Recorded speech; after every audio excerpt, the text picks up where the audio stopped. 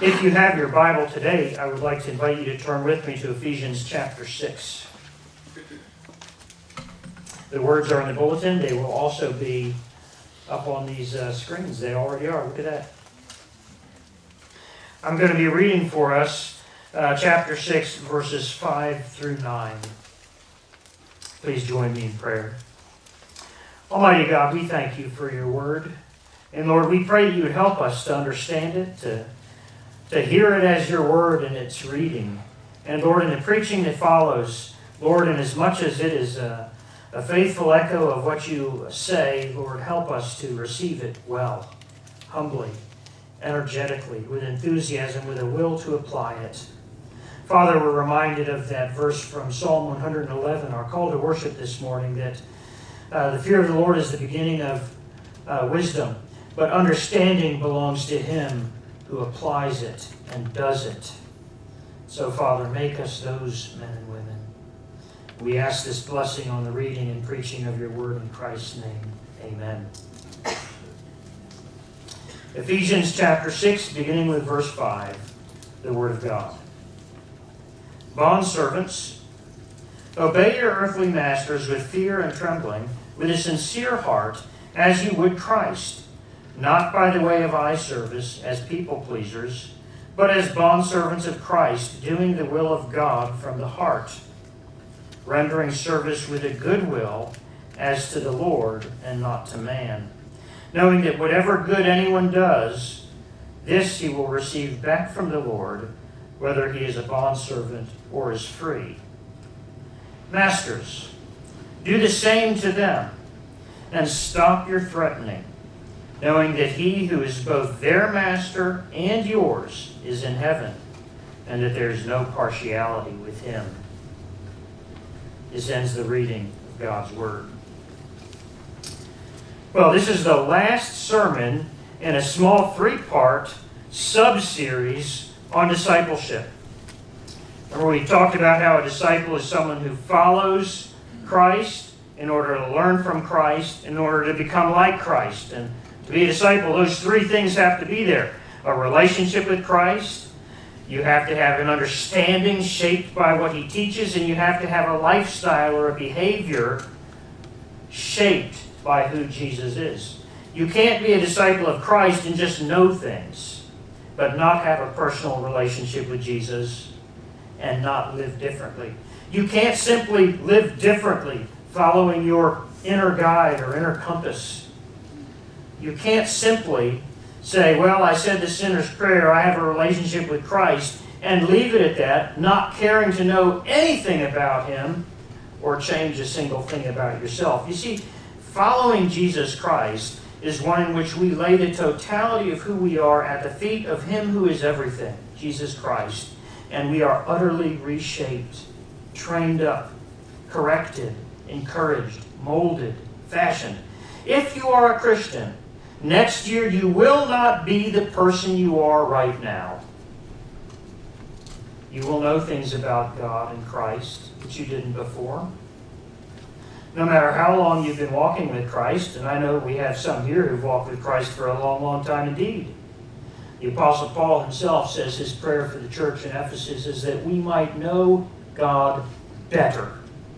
Does that not apply to you? Have you gotten there? Oh, you're going to be knowing new things about God for eternity. You will not run out of things to learn about him on this side of heaven.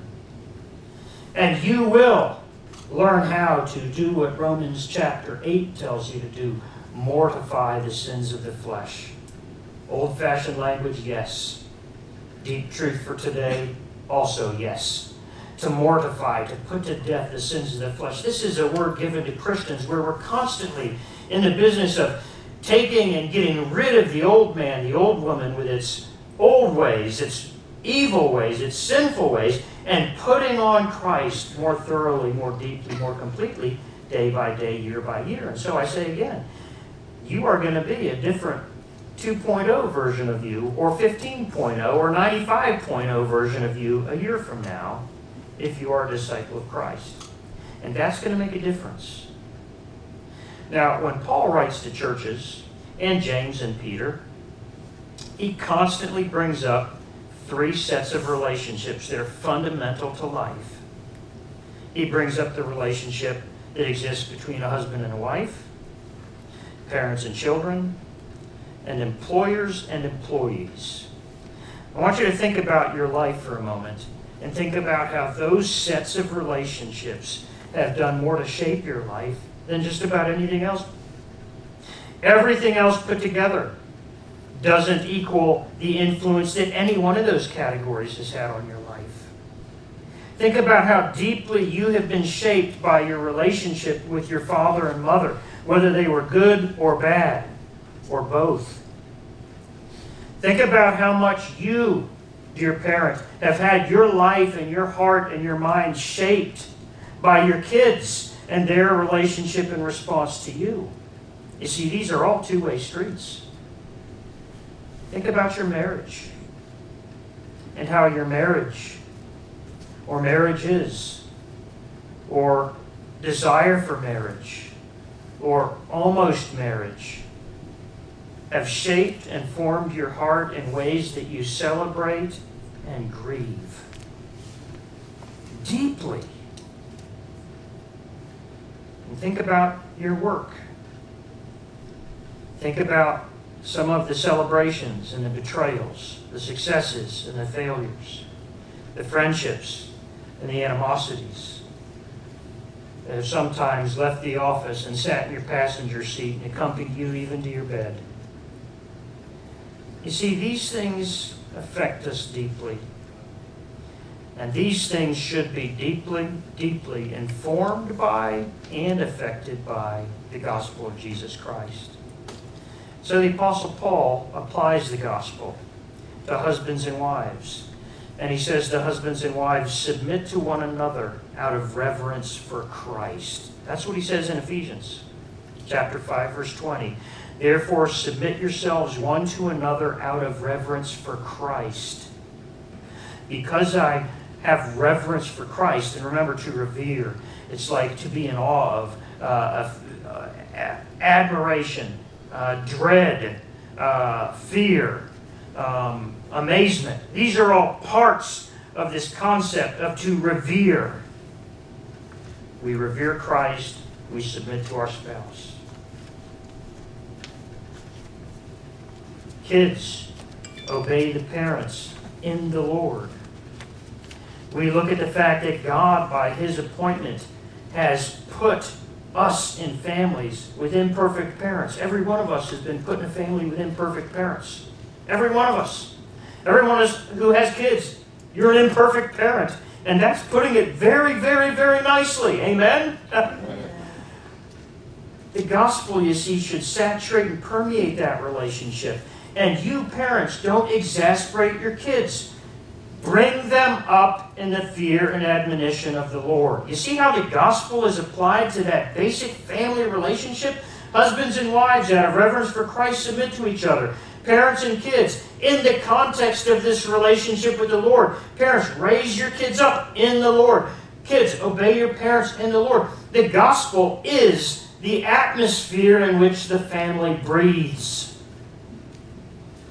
And is it any wonder why so many families in America and even in churches are literally starved for oxygen, gasping on life support, barely holding together? Because we have left God out of the bedtime prayers. We have left Him out of the graces at meal times.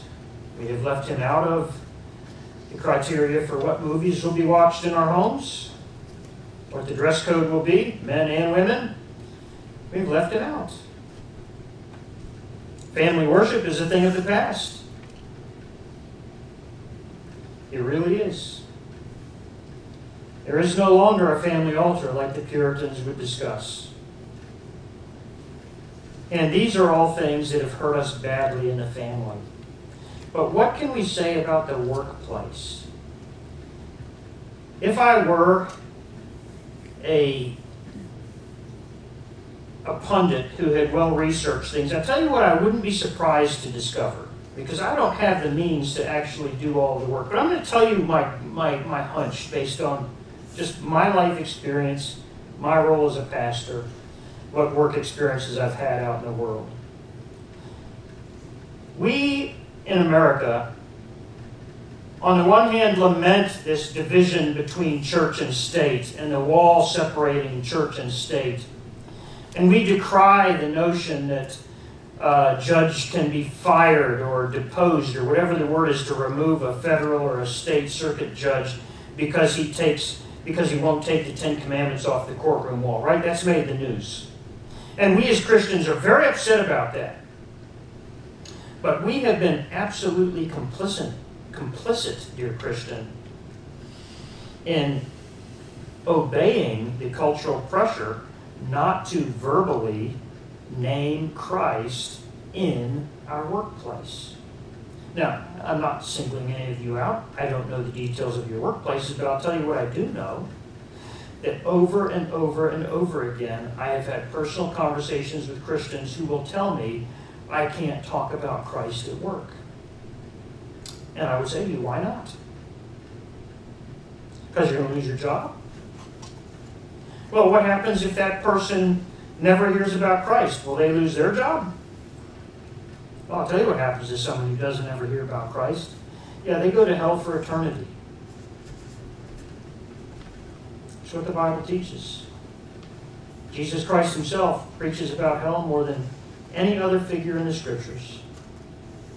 You see, we have drank that Kool-Aid deeply, and we have, in a sense, limited the expression of our Christian faith in such a way that we have identified a wall between our application of the gospel to our work life.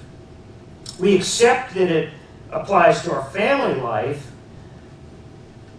but we switch hats sometimes. And dear Christians, sometimes we even switch vocabularies when it comes to our professional life. The gospel of Jesus Christ, if it is true, and it is, requires a radical, complete change in the way we look, not only at the relationships in our homes, but also at the relationships in our workplaces. And that's what Paul is getting at when this apostle of Jesus Christ addresses these relationships so consistently in the letters he writes to churches. Now, a couple of points have to be discussed at least briefly. I'm reading out of the ESV, the English Standard Version of the Bible, and it says, "Bondservants, obey your earthly masters." You might think, what in the world is a bondservant? Other translations put, "Slaves, obey your masters." Some translations simply put, "Servants, obey your masters." And a little bit of background. Paul is writing to a church in Ephesus. Ephesus is a Hellenistic city. It's not really Roman, although it's got heavy doses of Roman culture, but it's largely in imitation of the Greek tradition. And in the Hellenistic world, slavery was the basic economic relationship. In the city of Rome itself, most historians estimate that at the time of Christ and at the time of the apostles, anywhere between 1/3 and 2/3 of the population were slaves, were owned. And slavery wasn't something that had anything to do with your race or your ethnicity or what language you spoke. You could be a slave and be literally from any culture or any class even. You could be a slave if you were on the wrong side of a political fight somewhere and got yourself captured or punished and sold into slavery. You could be a slave if you were a soldier in an enemy army and you lost the battle. You could be a slave if you were someone of Proto-Germanic heritage up in the Gallic Teutonic forests, captured by Roman legionaries, carried off as booty. Slavery was commonplace. Slavery is also something that some people, especially in the Eastern tradition, would willingly sell themselves into if they went bankrupt. Kind of like indentured servitude, but they didn't have a specific word for that. It was slavery. In the ancient Israelite tradition, if I had had terrible crops for numbers of years, could not sustain my family, I would sell myself into slavery to a local family that had the means and wherewithal to buy me. And in a sense, what I'm doing is I am mortgaging the next 7 years, because after 7 years, I'm going to be restored to freedom in that model. I'm mortgaging the next 7 years of my work, getting paid up front so I can provide for my family. You see, bond servitude, slavery, at this time Paul is writing, meant a lot of different things. Some of the slaves were people that we would, are there any dentists? There are no dentists in this congregation. Okay, so then I'm not going to offend anybody. Did you know that in the Roman Empire, dentists were usually slaves? We think of dentists as a pretty sweet gig, You have hygienists do all the hard work. You come in and look in there and say, okay. Dentists do more than that, but they also do the cavity filling and the root canaling and all that. But slaves, barbers, surgeons, these were typically slaves in Rome. They were highly educated. Some of them were very respected. But I'll tell you who else were slaves in Rome and slaves in Ephesus. Not only people like dentists and lawyers, but people like ditch diggers, people like temple attendants, people like household staff, people like stablers and farriers. It's funny, if you look back at first century culture in the Mediterranean Hellenistic world, slaves are everywhere doing everything. It's the basic model of the employer-employee relationship. Let's think about today. Today we don't have slavery like that in America. Slavery still does exist in its chattel form in some parts of the world. White slavery is certainly a dreadful and horrible, egregious sin that is very much present in the West. This passage right here tells bondservants, people on the inferior side of that scale, to use the old-fashioned language, superiors and inferiors, people who are on the downgrade side of the pay scale, obey your earthly masters as you would Christ. You see, this is the same thing as submit yourselves to your spouse out of reverence for Christ. Obey your parents in the Lord. The gospel is being applied to your professional labor, your work. It does not say bondservants or servants or slaves, employees. Obey your earthly masters if they are good Christian men or women. It doesn't say that. It says that Christians who are in positions where they are accountable to someone else for their work product should obey with fear and trembling, with a sincere heart. I want you to think about this picture. With fear and trembling. This is a description of how we react to the Lord, and it doesn't sell a lot of warm, fuzzy, best-selling devotional guides today. And it's not the kind of theme that preached brings megachurches. But fear and trembling is how we, even today, according to Hebrews, come before the Lord with fear and trembling.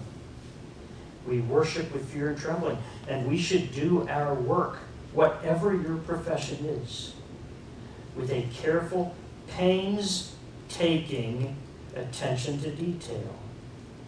Because you know, deep in your heart, that you are using whatever gifts you've been given and whatever opportunity presents itself to actually serve the Lord.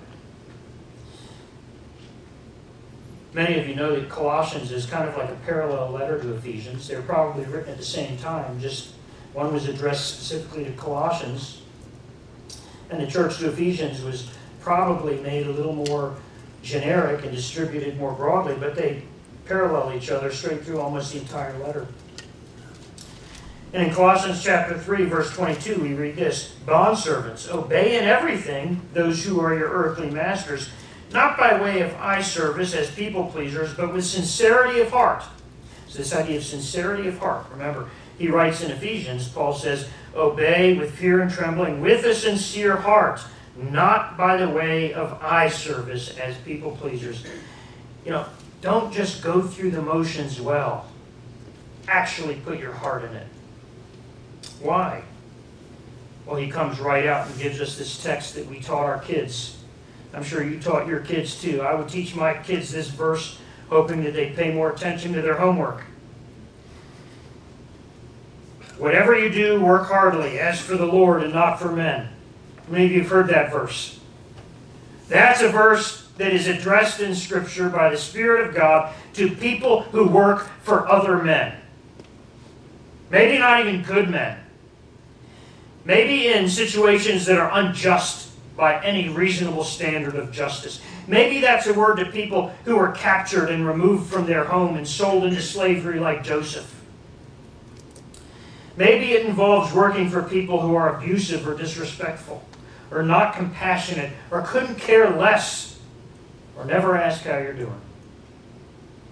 You, whatever your job is, have a calling from God to serve the Lord and work for Him in whatever vocational capacity you have been called. Whatever your job is, you are serving the Lord there. And you throw your heart into the work, and you do your best, not to please men. It's not your job. I don't care what your job is. Your job is not to please men. Your job is to please the Lord. And the Lord is pleased when you do things He has designed you with the capacity to do cheerfully, earnestly, diligently. Listen to what the Word of God says. Bondservants, obey your earthly masters with fear and trembling, with a sincere heart, as you would Christ, not by way of eye service as people pleasers, but as bondservants of Christ, doing the will of God from the heart, rendering service with a good will as to the Lord and not to man. And where's the payday for that? Dear oppressed proletariat, knowing that whatever good anyone does, this he will receive back from the Lord, whether he's a bondservant or is free, whether he has a good work environment or a horrible one. Have you ever stopped and thought that you work for God? People often will think, well, the pastor, he works for God, and they're right. In my mind's eye, and I unashamedly tell you, I don't for a minute think I work for any of you. I really don't. You can love me or hate me. I'm okay. I work for the Lord, and I do exactly what I believe He's called me to do, within the constraints of the denomination I've given my submission to, in accord with this text. But I work for the Lord. And I know that one day, God is going to say to me, however well or poorly I have been treated, deservedly or not, all of that is irrelevant. This side of heaven is so short, dear Christian. But one day I'm going to hear from God. And one day, whatever good I have done, I will receive back from the Lord. Whether that's just a tiny, tiny bit, or whether it's a lot. And it's one thing for you guys to think, well, that's a verse about people who are involved in Christian ministry vocationally. I would say, slow your roll, baby. It's about you. One day, God is going to give you the bonus you deserve if you've been working for Him. With sincerity of heart, fear and trembling, working as unto the Lord. God is the one who ultimately gives you your performance review. God is the one who will balance those accounts with beauty and truth and grace and absolute justice. Dear disciple of Jesus Christ, work hard at whatever your work is, because you work for Jesus. You work for Him. And your work might be despised, it might be disregarded, it might be disrespected, it might be taken for granted, it might be anything. But dear one, know that God sees your work and He sees your heart. Do it well. Because payday is not on Friday. Payday is on the great day of the Lord. We think so much about our lifestyles right here, right now. Do you have any idea, dear Christian, how trivial your current lifestyle is? How shockingly trivial your lifestyle is. You know, I've been going through a personal set of minor grieving over the last 2 years. It started a couple years ago when I last went up to Minnesota. And I may err too much on the side of self-divulgence, but oh well. The Apostle Paul said, you know all about my way in life, so at least I can bore you with a little bit of mine. So get comfortable. I used to love to garden. I loved it. We had garden plots growing up because I'm a child of a farmer's kid, and we'd each be given a 10-foot square section of land that was ours. And I would grow zucchini. And I love to this day zucchini bread, baked zucchini, fried zucchini. I don't care how you pronounce it. You might even pronounce it right. I'll still like it. I love it. Sometimes I dabbled in squash. I love flowers. I planted flower gardens for my mom when we owned a house in Vermont. I had 3 flower gardens, did apple trees. I really, really loved to garden. Starting when I was in high school, I would do all the gardening for my parents. I was an expert on what kinds of ground covers would work best, whether Pachysandra was the best for that area of the Mid-Atlantic, for those of you who know your ground covers. And 2 years ago, we were back up in Minnesota, and my parents were getting ready to sell their house because they needed to retire to a place where they could live on one level. I'm 53, do the math. Dad and Mom don't want to do steps anymore. So they were selling a 3-story house on the Untitled River. So I said, I'm going to help you get all your yards straightened out. I was out there weeding, pulling weeds, gardening, and I'd stand up, do that right there because my back was killing me, look back, and with my little narrow, tiny piece of tunnel vision, realized that the area I thought I had cleaned up and weeded was full of weeds. I have lost the capacity to do meaningful gardening. And so I've done what is called create a heavens list. You know, not a bucket list, a heaven list. In heaven, I'm going to plant my garden. Those days are gone, and I accept it. You know, in heaven, I'm going to go on cruises. And in heaven, the cruises I'm going to go on are going to make Carnival or the Norwegian or whatever look like a dingy dinghy ride on a dirty river. Folks, the things that we glory in and celebrate and think we need here from the other side of eternity are going to look like such small things. And I say that to encourage you to heavenly mindedness. You see, one of the things that keeps people from doing their best at their job and really sincerely throwing their hearts into their work is that you feel underappreciated by your bosses. You feel like you're being looked past. You see them doing things that you can never do, and so you're discouraged because you work hard. And you don't see the profits of the business being equitably distributed. And whether that is right or wrong in an economic model, it's how you feel. That's what I'm trying to address right now. Know this, dear Christian. Even if it is true that you are being horribly taken advantage of, the joys and the privileges and the prerogatives that are yours because you work for Christ and your weekend will not come on a Friday night, but your heavenly rest will be forever. Now, it's interesting that the Apostle Paul, speaking by the Holy Spirit, then goes immediately to talk to employers. And he has less to say to them, but he speaks loudly.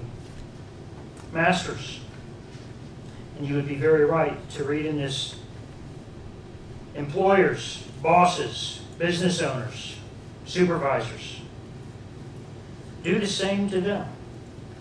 You do your work, whatever you are called to do, with fear and trembling and sincerity of heart as to the Lord. Because you better believe that God is keeping a very, very close eye on how you interact with your direct reports. how you think about, feel about, and care for the people whose living you have a say in. Stop your threatening.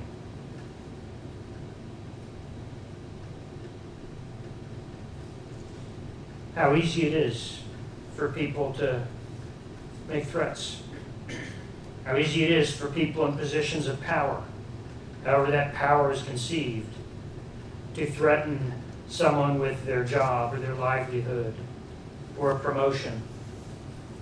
And according to the Word of God, I, with the authority of the living God behind me, can simply say, if you're in a position, you need to stop that. That is not an acceptable way for a Christian to behave. You need to know that he who is both their master and yours is in heaven. There is no partiality with him. Look at how Paul says it to the church in Colossae.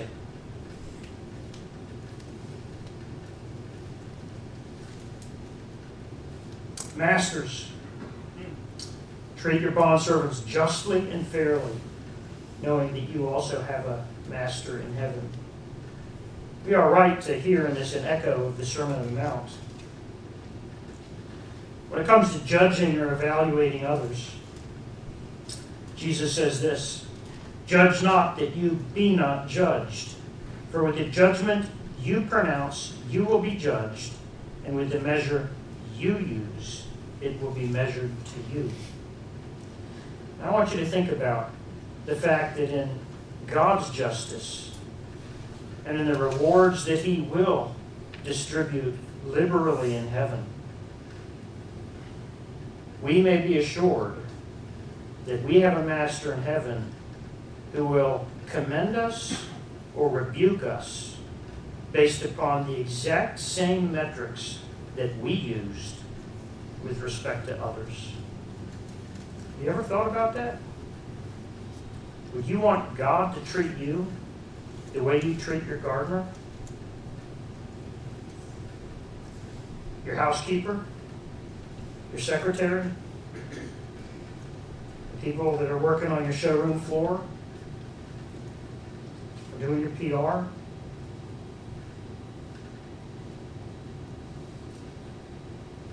I bet the answer is probably no. You hope He was a little more gracious, a little more kind, a little more interested and solicitous of your well-being. And it's something to remember, Christian, that if you have believed on the gospel and would follow Christ, you must follow Him here too. And say that because I am a Christian, I no longer function in my economic relationships simply on the values embodied in economic theory alone. I no longer limit myself to what makes the most sense or I can most easily justify fiscally. Puzzle is a lot more complicated. The recipe is far richer than those simple solutions. All of us have an awful lot to do in growing in how we work and how we supervise, and how we work with people and how we work for people. And if it is true that you could know God better, I would submit to you, dear Christian, that it is also true that you can do better in your economic relationships.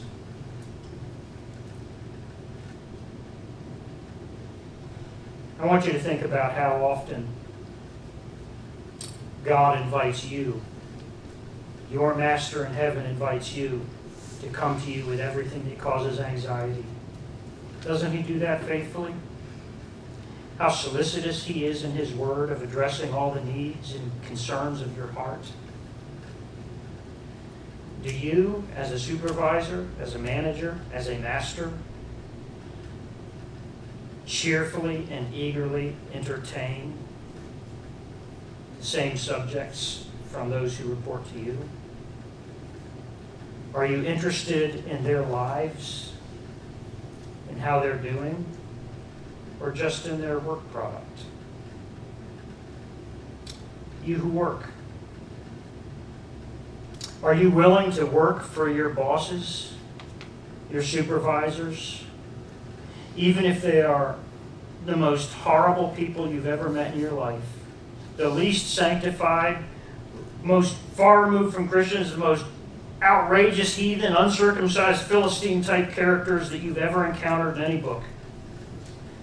Are you willing to work your heart out for Christ under that person's authority? That's hard. But Jesus calls us to do that. And who knows what the Lord Jesus can do with a people who cheerfully, with a sincere heart, with fear and trembling, do their jobs with a deep respect and solicitation for the welfare of others. Who knows what God could do with that? I don't. I bet you don't. I've read accounts of great revivals in history, and it changes the economic life of cities and even nations. If you want to read some fascinating accounts in history, two in particular were shocking. Both took place in the 19th century. One very early, one very late. The first happened in Philadelphia, right about the time of the Second Great Awakening in America. And the gospel took hold in the hearts and minds of people in Philadelphia. Now, Philadelphia, at the time of the American Revolution, through the time of the early infancy of our nation, was a city that had the highest murder rate of the modern world at that time by those standards. It was a place where Philadelphia, say in 1795, you did not go out of doors at dark. You can Google this and read some pretty interesting things. And murder, theft, kidnapping, this stuff was all just off the hook. It was a wild place to live.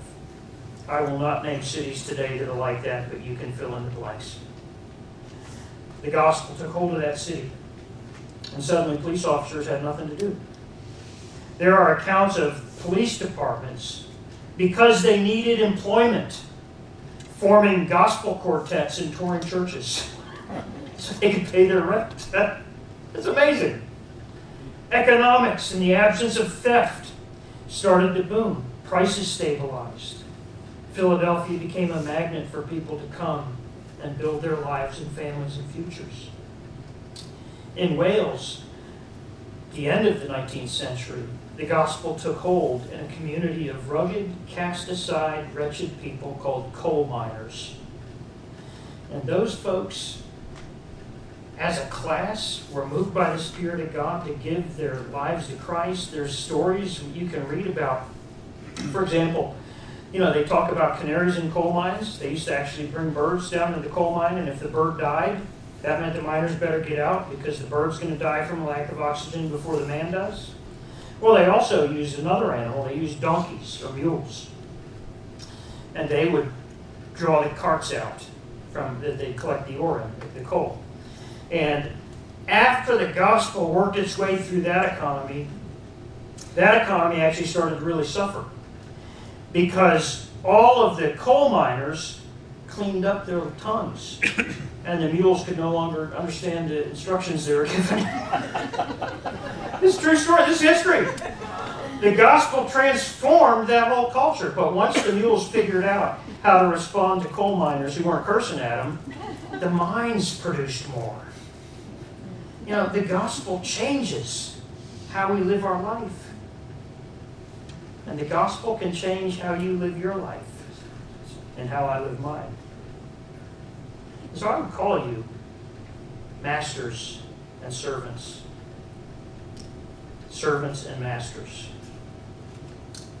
And you are all probably in different contexts masters and in different contexts servants. We live in a complicated world, right?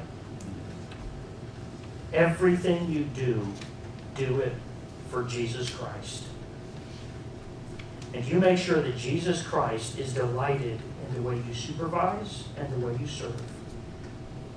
With the kindness and compassion of your oversight, the justice of your evaluations, knowing that He will evaluate you exactly that way.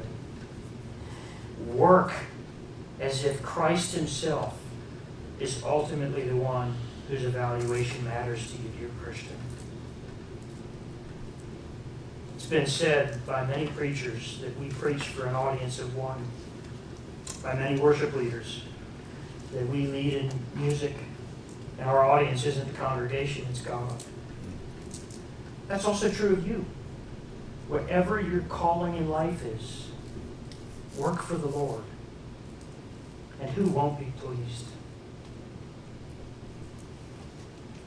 The gospel is God's blessing to redeem us for eternity, to forgive us of our sins because Christ died to pay for them, but also to transform us into gospel men and women.